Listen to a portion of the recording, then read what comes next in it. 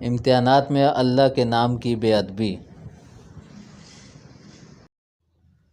ایک مرتبہ خلیفہ عبد الملک بن مروان رحمۃ اللہ سے ایک سکہ گندے کنویں میں گر گیا۔ یہ سکہ نکالنے کے لیے انہوں نے 13 دینار سونے کے اشرفیوں کے عوض ایک مزدور کی خدمات حاصل کی۔ خلیفہ عبد الملک بن مروان رحمۃ اللہ سے کہا گیا، آپ ایک سکہ نکالنے کے لیے اتنے بھاری اخراجات کر رہے ہیں۔ انہوں نے جواب دیا، اس ایک سکے پر اللہ جل شانہ کا نام گرامی لکھا ہوا تھا۔ آج ہزاروں طلباء و طالبات کمرہ امتحان اور درس گاہوں سے باہر نکل کر صفحات اڑاتے اور پھینکتے ہیں۔ ان میں بہت سے ایسے صفحات ہوتے ہیں جن میں اللہ سبحانہ اللہ تعالیٰ کا نام گرامی لکھا ہوتا ہے۔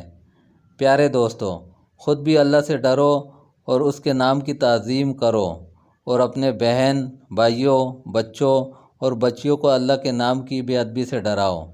ارشاد باری تعالیٰ ہے، اور جو شخص اللہ کے شاعر کی تعظیم کرے تو یہ بات دلوں کے تقوی سے حاصل ہوتی ہے۔